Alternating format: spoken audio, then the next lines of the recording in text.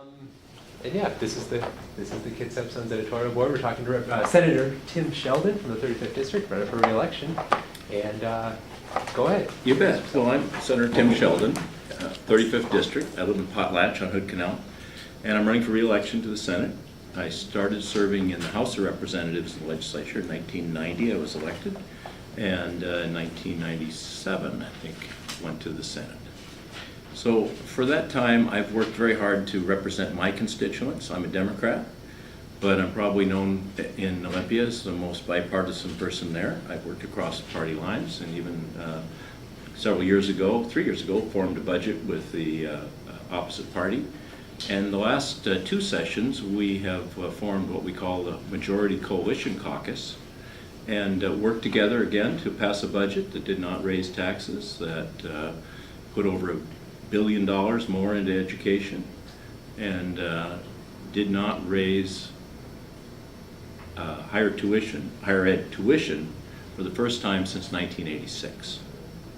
So we've worked very hard to have a limited agenda of jobs, education, and the budget, and I'd like to return and do that again.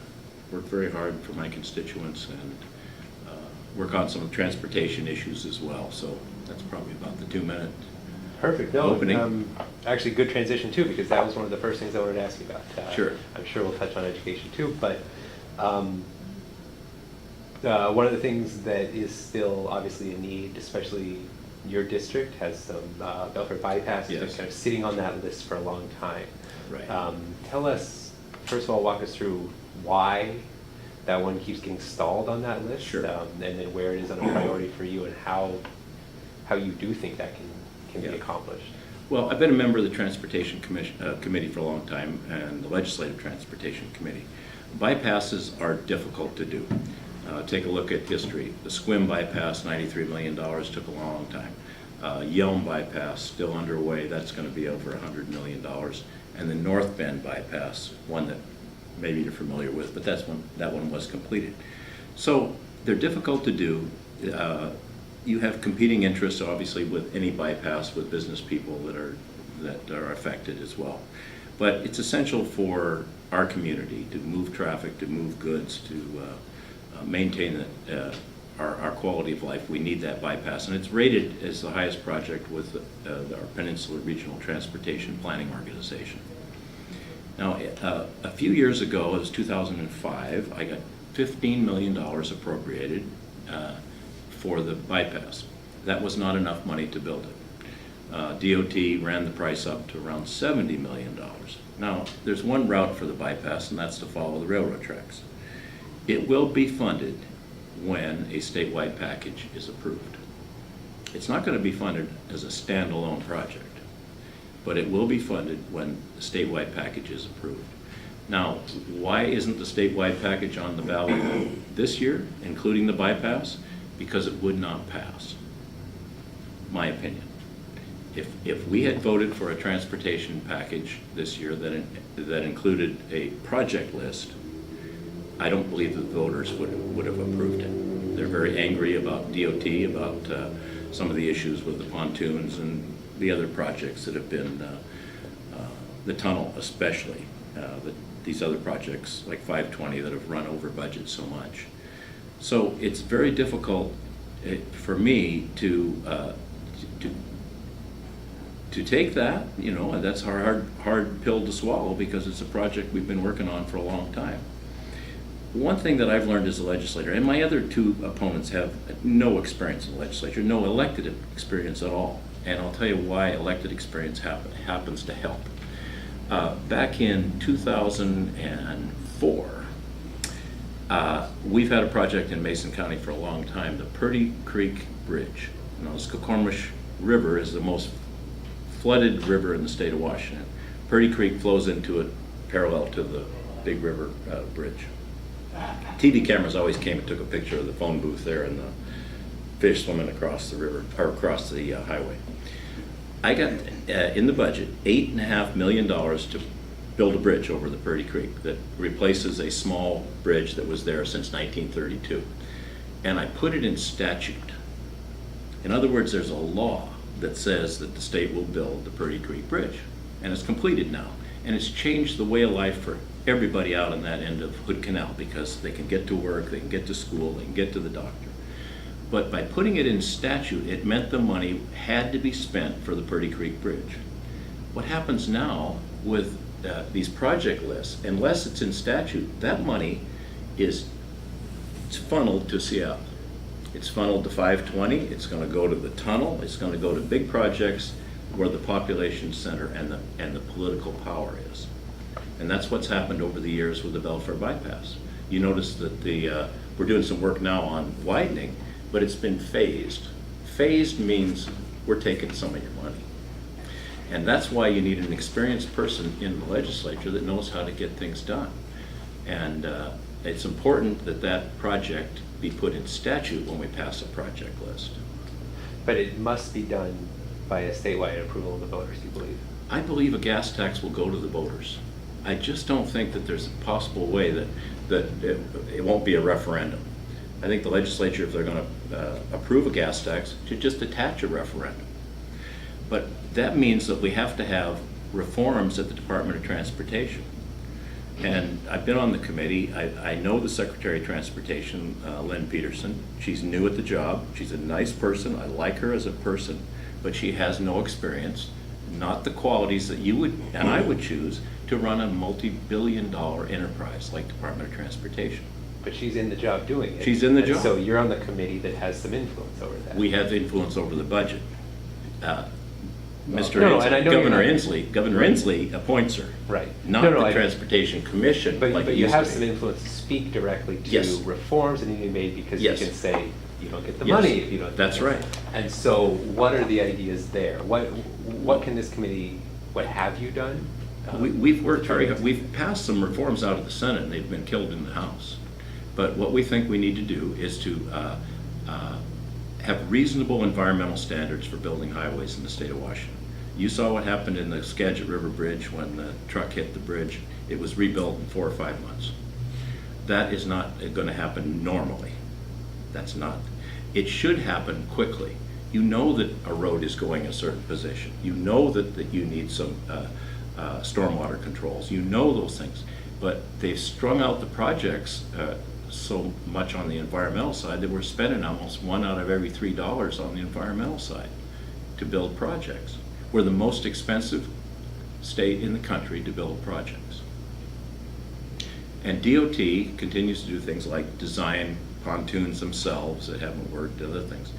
I'm fortunate enough to be on a board in Eastern Washington that runs the utility that, it's a PUD-run Columbia Generating Station. It's a nuclear power plant. Produces $2 million worth of power every single day that goes into the Bonneville system. We hire a CEO. We hired the best person we could find. He is paid, he's a state employee, but he's paid over $1 million a year with the incentives that he gets. That's a CEO that's responsible. You found somebody that has wonderful experience. You hold him accountable. Lynn Peterson, nice lady, she doesn't have the experience or the expertise to run a multi-billion-dollar enterprise. She was a county commissioner in Clackamas County in Oregon, and then she was a planner, basically, an advisor to Governor Kitsap in Oregon. But Lynn Peterson's been there a short amount of time. A short amount of time. This is, Oh, I mean, 2 years. I hear what you're Almost saying. a year and a half. Yeah, you disagree with her, but A year and a half. this is a longer-term issue than just Lynn Peterson's leadership. But the leadership starts at the top. You need a person at the top of an organization to drive the culture down, to create a atmosphere of excellence. And that's what we need. And I don't have a bone to pick with the guys that are working, the gals that are working on the trucks and out on the highway. I think they do a good job in a very dangerous situation. But we need a CEO of that DOT that will not stand for cost overruns, that will not stand for mistakes in design. You see new mistakes in design for the new ferry that just came out. That's unacceptable. And those things prevent us from passing a gas tax. People will not buy it unless they see improvement. So as a legislator, do you have to sit there and wait until either Lynn Peterson leaves or No. what? No, we could not confirm her. She needs to be confirmed by the state Senate. we can bring her name up and turn her down. Then Mr. Inslee, Governor Inslee's gonna have to find a new person. But do you think, what's going to be the thing that gives voters the confidence? What are you looking for that you'll say, okay, now we can ask people for this gas? They need to see some change. In a big organization, when someone fails, the person at the top takes the responsibility for that.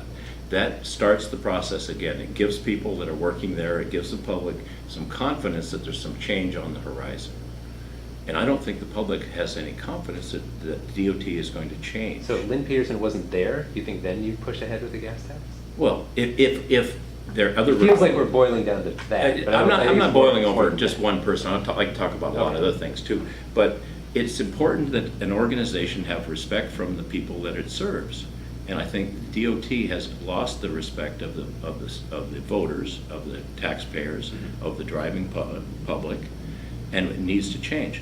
For example, congestion relief is not even a goal of the Department of Transportation. It has to be listed as a goal. A plan has to come out. How are you going to provide for congestion relief? There's a lot of things that we can do in transportation, and it takes an experienced person to be there to represent your district, to know these things.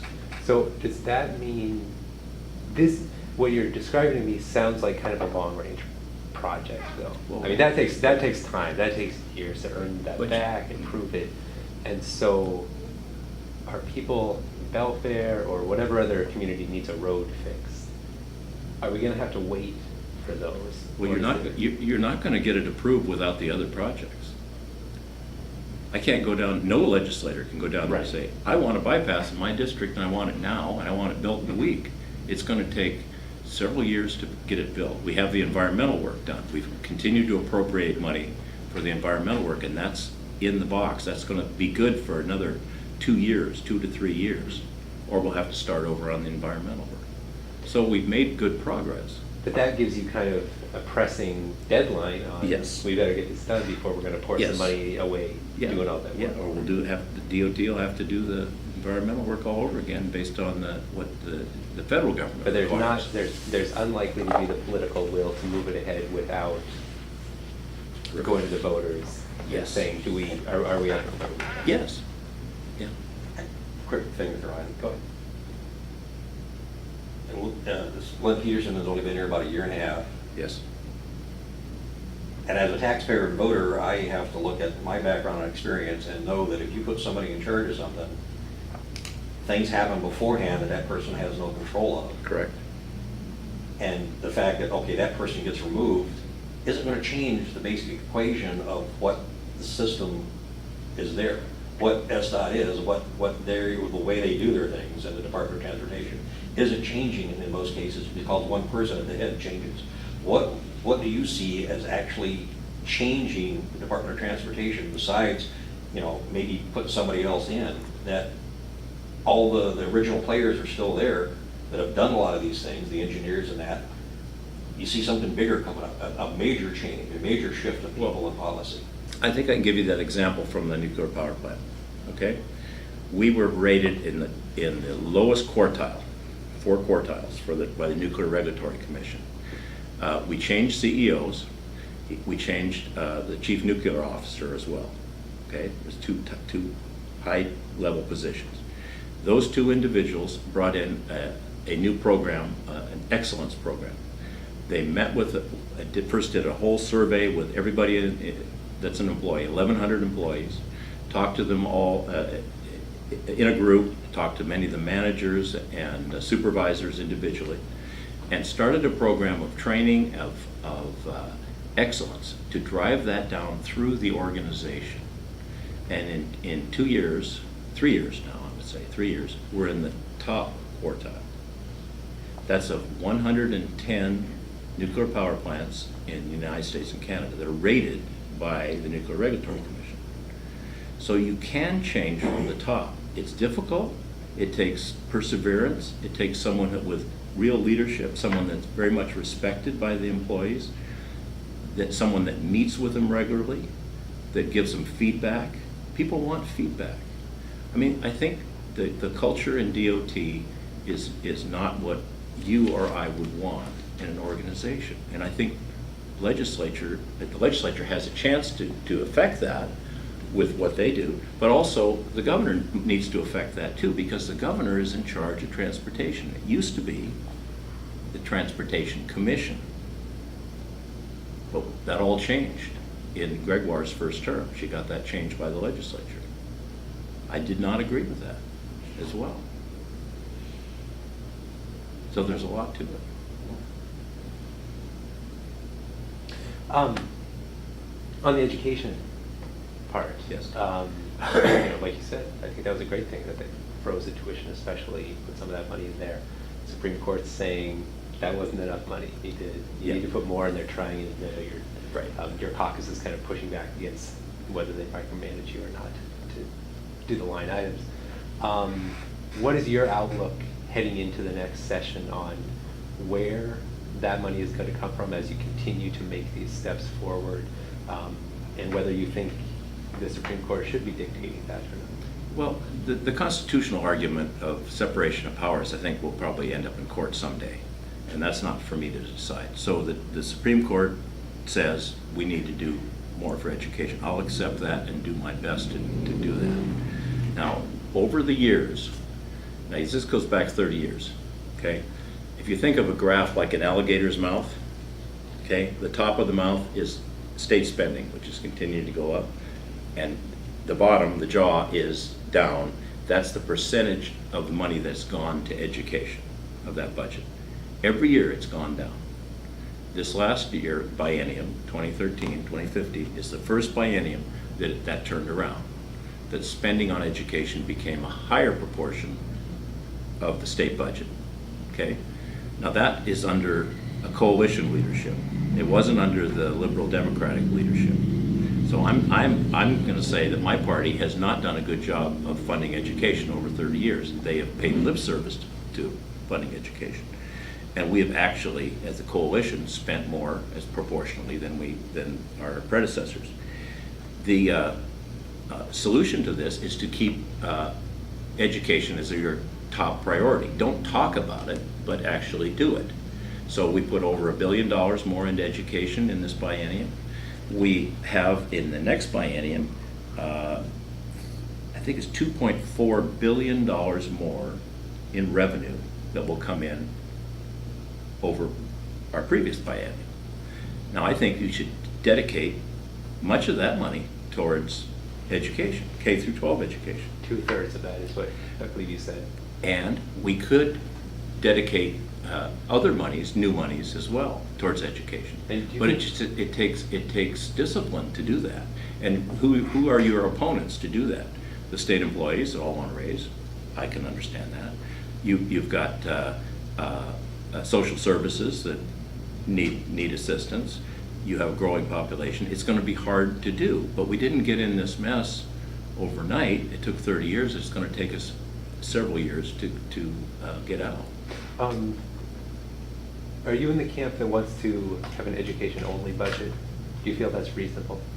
Well, I don't think that... You just called it priority when Yeah, you were talking. I'm talking about a priority. I don't know that you're going to change the education. You know, people have talked about a children's budget before and some other things. I think that's, in a way, you're just trying to rearrange the deck chairs.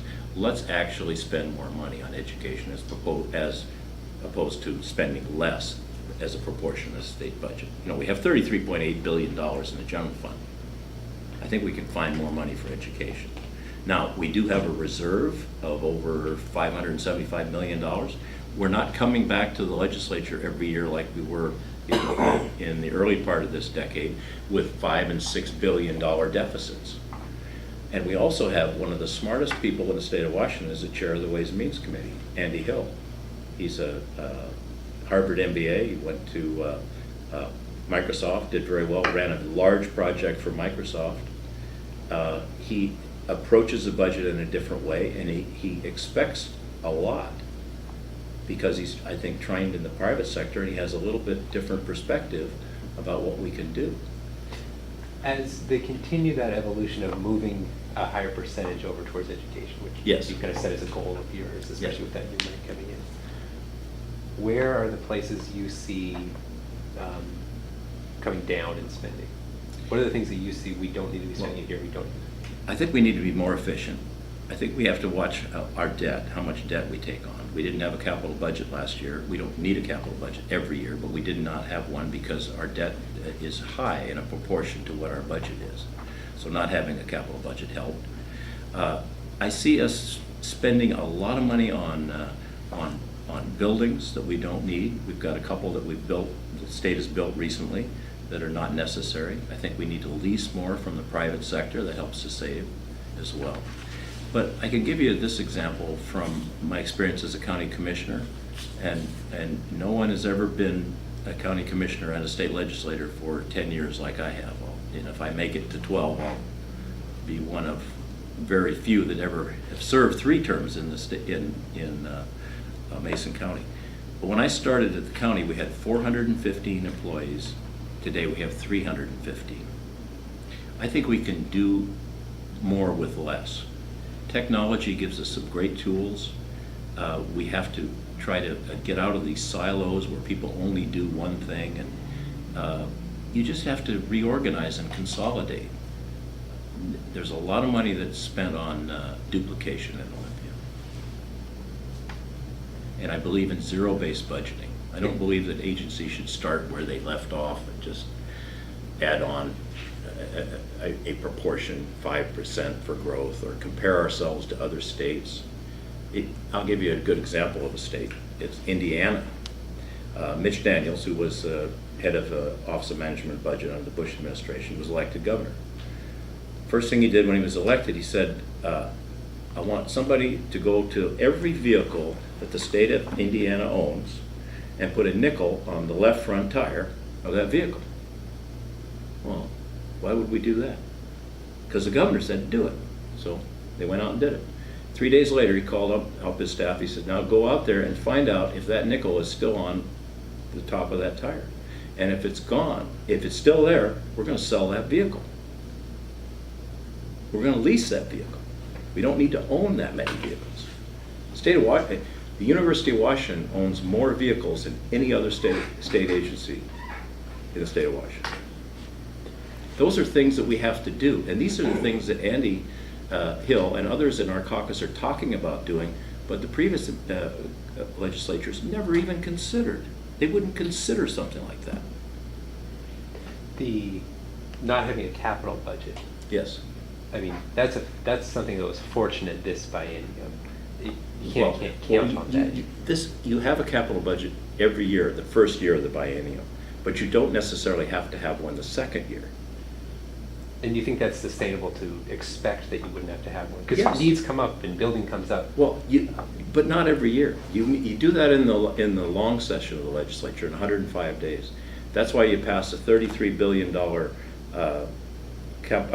general operating budget, and you pass a $500 million supplemental budget. Right. You pass a large capital budget every 2 years. It takes a long time to put it together. You just don't do it every year and do it right. But that had not been the practice in the past. There had often been capital requests that second year. There have been requests, but generally we've just recently have we ever had capital budgets in the off year.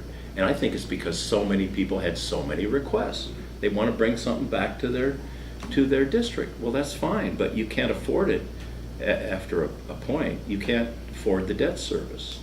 And you have to be more rational with what you want. This year, the big item that the House Democrats wanted was the 1063 building. That's the address of the building in Olympia on the campus, and it would be a new State Patrol headquarters. The way that it's designed is enormous. Have you ever been in the L&I building? You've seen the lobby on the L&I building? It's like 8 stories high. We don't need that kind of, but because it's on the campus, a lot of legislators think we should be part of this. You know, it's our state. We should design this, help design this building. That's not the way we save money. The State Patrol can do with a smaller building. I think they can, you know, let's just do what we can and make it reasonable instead of a. What kind of savings do you think you're talking about? Oh, we're just saving hundreds and hundreds of $1 million. Hundreds of millions? You think Hundreds of millions. In buildings alone and that Yes. kind of stuff? Our interest payments are one of our biggest payments in the general fund. We got to drive those down. Interest rates are good right now, but we got to drive those rates down. And we worked real hard as well on refinancing some of the debt that we have right now. Oh, But you're saying you need to do we, that? we need to. Part of what I'm trying to do is make coalitions and partnerships with people on both sides of the aisle that are rational and reasonable, not decisions that are made by the political parties. And I'll give you this example. If we were in the Senate Democratic caucus, we would sit around a table a little bit bigger than this, and there'd be 25 of us, okay? 26 of us, whatever. I've been in caucuses where we've had 32 members. So a big issue comes up, the gas tax. Let's let everybody talk about it. So everybody would talk about their district, have 2 minutes to say what they're gonna say about how we should vote. When it comes all the way around the table, the leadership will say, thank you for your input, we will get back to you. They leave the room, go to their office, and call their stakeholders. They call the state employees, they call the environmental community, they call the teachers union, the WEA, I always call them. Then they make their decision. Leadership makes their decision. And when I was in the caucus, I wouldn't go along with the decision. I'd vote no, many times. Sometimes I vote yes, sure, but I vote no, and they didn't like that. They hated that when you vote no. So in the coalition caucus, we have the same table, we have the same discussion. We go around the table, we all say, well, how we think that our voters, our district would react to that issue. Somebody makes a motion, somebody says, I second that motion, and we vote in a roll call starting alphabetically. That's what I thought I went to Olympia to do, to have a democratic, small d, process of deciding where we're going to go. And it's been a godsend to me to be in a group that's bipartisan, both sides of the aisle, that does things in a manner that you think is more, is the rational, right way to do things, not to just do things for political expediency or the way that the stakeholders think you should, special interests think you should do it. You've probably been asked this 100 times, but Yeah. why do you choose to remain running as a Democrat when voting more often with Republicans in the caucus? I think they vote with me. I really do. I mean, I have different principles than a liberal Democrat. My political heroes, when I grew up, I'm 67, when I was 15, 16 years old, my political heroes were John F. Kennedy. I thought he was the best president I could imagine. I mean, he inspired me. I went to the 1964 Democratic Convention in Atlantic City, New Jersey, because I lived in the East Coast for 7 years. I went to that convention. I saw the delegation from Mississippi that was trying to be seated, that was not seated, and all the pain and suffering that caused with the Civil Rights Act, and all that change. And when I graduated from school, I went into the VISTA, the Domestic Peace Corps. I went to a reservation, Quinault. I worked there for years. I worked for the tribes for years. And I really believed that it was all about what you could do for your country, not what your country could do for you. But I think the Democratic Party has changed. It's changed a lot. But that doesn't mean I'm not still a Democrat, that I can't be a conservative Democrat that likes President Kennedy, that likes Truman, those kinds of people. I think they're my political heroes. But kind of your personal history aside, are there things you feel you still agree with the Democrats in Olympia about? Sure. But I think they're individuals. I mean, I have a worldview that's a Democratic view, but I guess policy-wise, Policy-wise, what's okay. on their priority list that you still feel? I still agree. Sure, with I'll give you an example that I voted for. It was controversial this year. The Democrats called it the HOPE Act. We called it the Promise Act. What it did was it said if you're a child of an immigrant, you go through school here in Washington State, and you're one of the top students in your class, you are eligible for state aid for higher education. And I voted for that, and I got some criticism from my district, from some of the conservatives. But I think you should not be punished as a child for your parents' sins. We don't do that in America. And some of these kids are very promising. And we also back that up in our caucus by putting $5 million into the fund so that it didn't take away from anyone else. And also we added the military, so that there's not a one-year waiting period for them to get higher education benefits as well. Where do you wish you could bring more Democrats? What issues do you wish you could bring more Democrats towards your opinion on? Well, I think we have to have more conservative management of our resources, of our money. You know, the Democrats often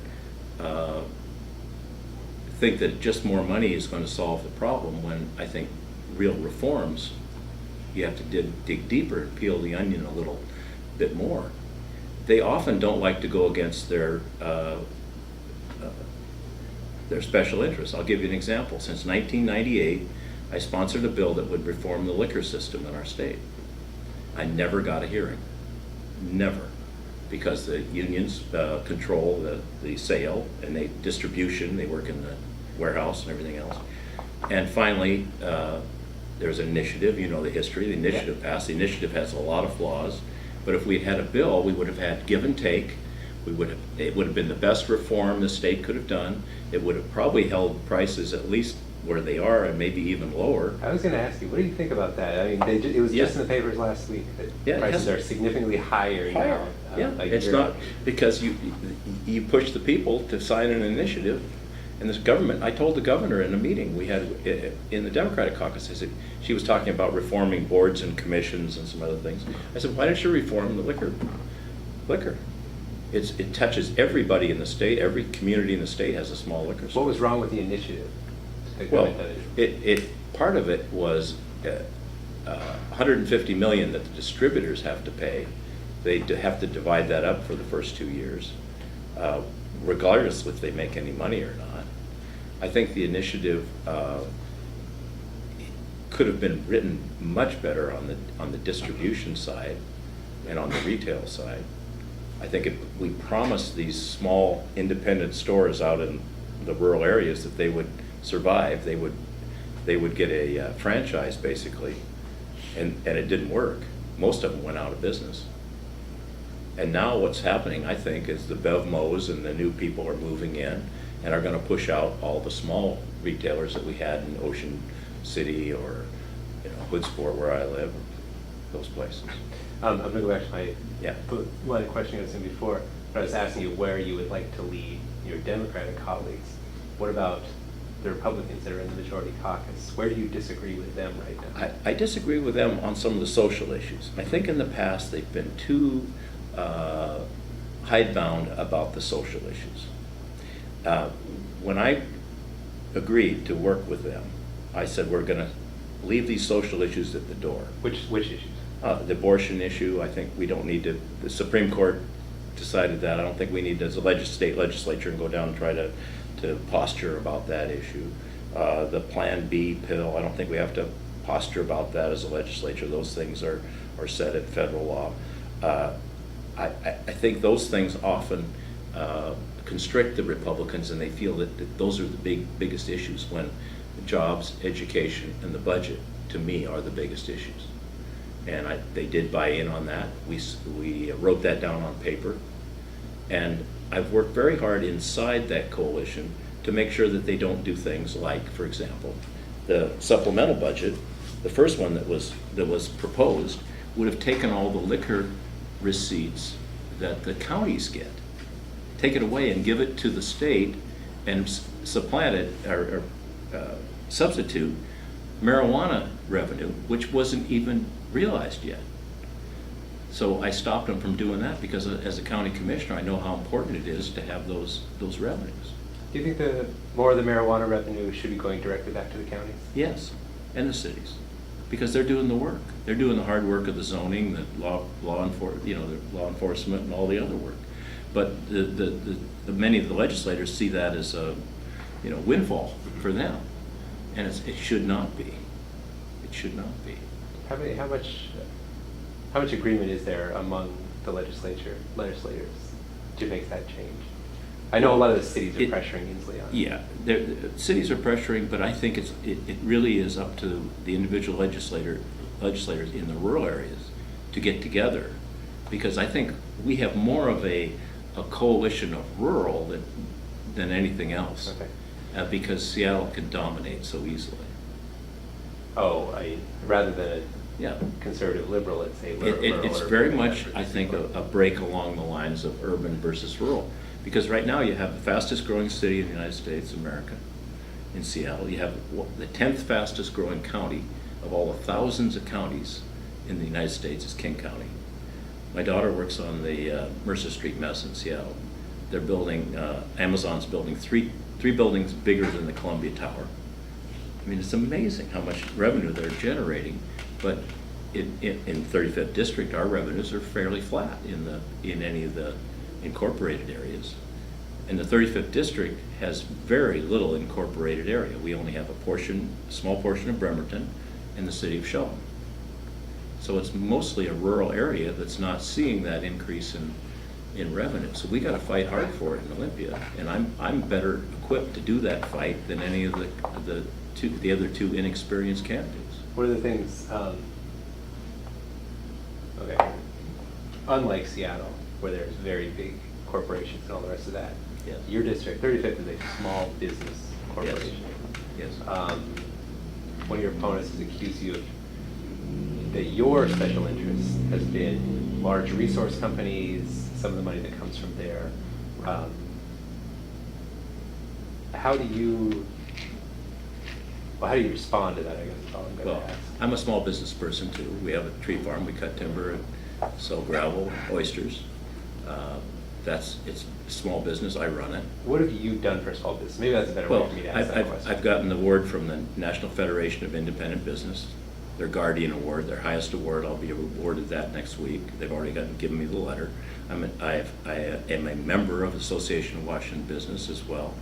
I have awards from the veterinary businesses, you name it. You drive around and look and see where the signs are in front of the businesses. In Thurston County alone, I've gone to 75 businesses. You've gone to them, knocked on their door, and said, I'm Tim Sheldon, here's a letter, here, if your owner isn't here, here it is. This is what I do for a living. I'm a small business person myself. If you can help me with a sign up in front of your business. Oh, I see. I'm sorry. Yeah, if you can see, help me. So take a look and see where those signs are. They're not in front of my opponents because they haven't done the work. They don't have the reputation to work with small I'm business. sorry, okay. Right. Now I get your point. Yeah. But In action-wise, what do you think's been done for them during your time? Because you're in a unique position Yes. as a county commissioner and Right. I've always supported legislation that favors small businesses. I've supported the Boeing legislation as well, but I was a driver in the sales tax that's forgiven for machinery for small businesses. So if you're a small business and you need to buy a new machine, you get a tax credit for the sales tax. You don't have to pay it. What happens that those companies will reinvest that money. They'll use that money for buying another piece of equipment often. So I worked very hard on that bill. I've been a small business person all my life and identify with them, and they identify with me. So the Trucking Association has contributed to my campaign. I don't consider them a huge special interest, but everybody needs trucks in every district. Some of the timber growers, the small timber growers, I belong to the Washington Farm Forestry Association. I belong and get support from the Washington Farm Bureau. I don't think any of my opponents get any support from any of those organizations because they're not connected to them at all. They've never done anything for them. Skia, I mean, you're Yes. commissioner for Mason Yes. County, you're a senator for the 35th District, which I'm a Right. part of. And we've got this Skia area, the Port of Yes. Bremerton and all that. What do you see as the state's responsibility for helping this part of this area's economic development increase the concentration of some economic Yes. development in that area? What do you see forthcoming, or what could you be working on? Well, I'll tell you what I am working on. Skia is very important because it's industrial area. It's designated industrial. It's not going to have houses sitting on top of it, so industry looks at it as a prime location. The Belfair Sewer wastewater plant is completed. It's underway. It was over budget, but it's completed and it's done the right way, not with the small undersized pipes or anything. The franchises are starting to come to Belfair. Taco Time, Dairy Queen is a new hit there. Also, Starbucks is there, Rite Aid is there. 5 or 6 companies that would never come to an area without sewer. That sewer sits about 200 feet, here's the line right here, 200 feet inside Mason County. That doesn't mean it just serves Mason County. So I'm working very hard with the Department of Corrections to locate the new reception center for corrections, which is going to leave Sheldon, locate that in Kitsap County and have it served by the large sewer system in Mason County. We've had several meetings at the port with the city of Sheldon, or excuse me, city of Bremerton, and with the port of Bremerton. I think that's an excellent idea. There's a great workforce in Kitsap County. There's more workers. It's 5 times bigger than Mason County. And those jobs are going to be good paying family wage jobs at that reception center. It's not just guards and food workers. There's a lot of psychiatrists, psychologists, medical people that work at the reception center, because every prisoner in the state has to go there first for 6 months to be evaluated. An anchor tenant like that at Skia, I think, would be wonderful. You need to start with an anchor. But there's other businesses that are aircraft related that would fit there very well as well. So one thing that you notice right now, probably people don't know this, but some of the dirt that's being excavated from the tunnel project to get down to the cutter head is coming to North Mason Fiber in Belfair. And it's a consistency of like toothpaste, because there's a grout, bentonite that's injected in there to harden it. They bring it in, lay it out on that big log yard pavement. They've got 15 acres of log yard out there, pavement, heavy asphalt. Dump it out. The front end loaders scoop it up, put it in the trains, because there's a rail siding there. It goes to Arlington, Oregon to be buried. It's not hazardous to be around. That's the kind of thing we have to think about, because it's easier to get from the tunnel to Belfair than it is to dispose of that someplace in King County. We got to take advantage of our natural advantages that we have here. I think that's important. What about the Sheldon economy? You know, the Sheldon economy is suffered because of the spotted owl. Still, Green Diamond and Simpson Timber Company, which are the same ownership. Simpson is still the big dog in the industry. They're the lowest cost producer. The family, it's all owned by the Reed family, has invested a tremendous amount in that mill. And what it's done is it's kept them open while other mills have closed. They've resisted the recession because of their investment there. But it takes less people to operate these new mills. So there's a difficulty. There are some smaller mills that have come in, and I've worked with them when I was the economic development director with Alder, working with Alder, that makes a wonderful furniture. It's a great imitator. After you stain it, you can make it look like oak or maple, whatever you want. Sheldon is suffering from a loss of jobs over the years in the timber industry, and it takes a while to build that back. But it sounds like timber is something you'll target, millwork, Yes. timber. Value added. Value added.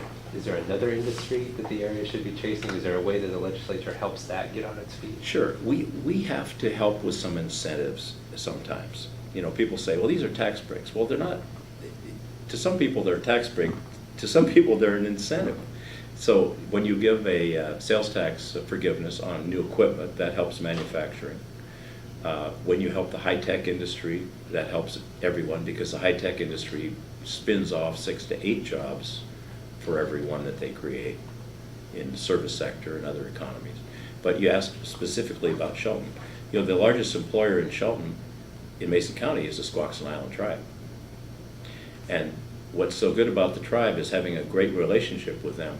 They are unique, I think, in the way that they fit in with the community. They pay for all the fire protection. You know, they don't have to. It can't be assessed, but they pay for it out of their pocket. They work very hard in their education programs, in their health clinic, and in their other businesses as well. So I've worked with them for years. I was an employee back in 1981 with the tribe, so I have a good relationship, and I work very closely with them on the new businesses they have. one of which is a seafood business, which we need to target in Mason County, because we don't have any seafood. We have very little seafood processing. Most of the fish that are caught are gutted, not frozen. The eggs go to Japan, the meat goes to cat food. We need to have a higher value fish, and the state can help do that. The city of Tacoma right now, with the settlement with the Skokomish tribe, is putting in a sockeye hatchery on the canal. It's about half a mile from my house, and another hatchery up at Lake Cushman. So seafood recreation are great opportunities as well. Ecotourism is a great opportunity for people. We double our population in Mason County on a good weekend like 4th of July. So the state can help by helping us. I'll close with this. You know, when people come to your community, it costs the county, law enforcement, search and rescue, all those other things. Our tourism money just goes for tourism promotion, and the businesses in tourism don't like me to talk about this, but I think it's a good idea that a small portion of that go back to the county for law enforcement protection, because nobody wants to come to an area that's lawless. You need to have more cops on the beat when you double your population in the summer. Well, we're about at the time we promised, but give us a last statement. And I think for you, kind of the question is, we know you've been there before, maybe tell us what you're most proud of accomplishing, and what you would say to a voter. Here's why. Yeah. Well, I would say to a voter that what I've really accomplished, that I don't think anyone's ever accomplished in Olympia, they've worked across party lines. You know, 2006, the Democrats spent $350,000 to defeat me. They didn't do it, because my voters appreciate my bipartisanship. That doesn't mean that I vote with one party or with the other party. I'm as close to an independent in Olympia as you'll ever get. And I want to continue to do that, because I think it changes the game in Olympia when we work together and not just within the political party against each other. So my two opponents, neither one has any experience. They all talk about working across the aisle. They've never done it. They all talk about creating jobs. They've never done it. They talk about a lot of different things that they've never done, and I would like to continue doing that for another 4 years. I will not run for the county commission again. I've had a great career doing that. It's more of an executive job than it is a legislative job, but I think it complements what's happened in the 35th, and it's been very useful to bring that experience to Olympia, because there are not many people in Olympia that have local government experience as well. And we tend to, in Olympia, pass those things down to the counties to pay for, which we shouldn't do. So, Well, thanks. Appreciate your time. thank you.